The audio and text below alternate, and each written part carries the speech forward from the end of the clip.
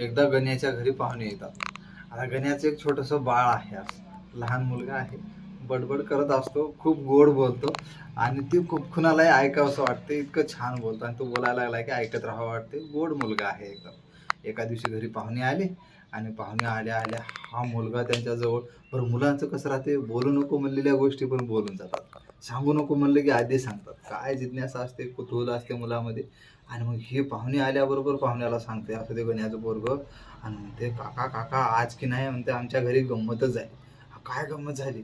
आज आमच्या मम्मीनं पप्पाच्या गालाची पप्पी घेतली. असं म्हणलं की जे पाहुण्या हसायला लागला, सगळे हसायला लागले. ते गण्याच्या बायकोला शर्मिंद्यासारखं झालं.